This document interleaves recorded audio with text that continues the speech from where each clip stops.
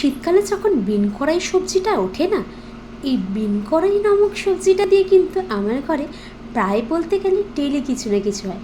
কারণ এই জিনিসটা আমাদের বাড়ির প্রত্যেকের ভীষণ পছন্দ। ইভেন এরকমও হয় যে আমার নন্দাইকে বলা আছে যখন চাষিদের কাছ থেকে বিন কড়াই পাবে আমাকে পাল্লা দরে আনবে। কারণ 5 কেজি করে বিন কড়াই শুধু আমরা তো ভেজেই দুদিনে উড়িয়ে দিই, তাছাড়া তাহলে ভাবো এবার আর কী করতে পারি।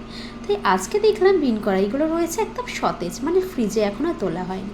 তাই রাত্রে ঠিক করলাম চলো রুটির সাথে কিছু একটা করা যাক। তাই এখানে নিয়ে নিয়েছি কিছুটা পরিমাণে বিন কড়াই, আর তার সঙ্গে নিয়েছি আলু, মটরশুঁটি।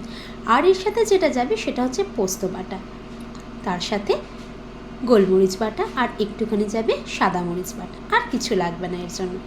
এখানে আমি তো সব গুছিয়ে নিয়েছি। চলো এবারে চলে যাক গ্যাসের দিকে। কড়াইতে নিয়ে নিয়েছি একটু সাদা তেল। এখানে তোমরা সর্ষের তেলও ইউজ করতে পারো।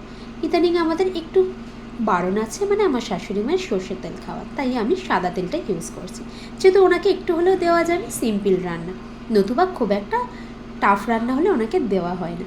যাই হোক, এখানে দেখতে পাচ্ছ আলুটাকে প্রথমে একটু হালকা করে ভেজে নিয়েছি, তার মধ্যে বিন কড়াইটা দিয়েছি। মানে আলু আর বিন কড়াইটা একসাথে ভাজলেই চলবে। তোমরা যারা তেল একটু কম খাও তারা কি করবে বলো তো, এই আলু আর বিন কড়াইটাকে না শুধুমাত্র একটু হালকা করে বয়েল করে নেবে লবণ দিয়ে। একটু নরম হয়ে গেলে সেটাকে তেলে ভেজে নেবে, তাহলে দেবে তেলটাও খুব একটা লাগছে না, আর জিনিসটা সিদ্ধও হয়ে গেছে। এবারে আমাদের যেটা লাগে, মানে বাঙালিদের রান্নায় হলুদ রানি আর লবণ, এই দুটো না হলে তো চলেই না বলো। আর তার সাথে যেটা দেবো সেই মশলাটা, মানে পোস্তটাকে ভালো করে পিষে নিচ্ছি। একটা কথা আছে জানো, ঝিঙে আলু পোস্ত দাদু ভালোবাসতো। আশা করি যারা বাঙালি আছে সবাই জানে। আর আমাদের বাড়িতে আবার পোস্ত মানেই ভালোবাসতো কথাটা আসে।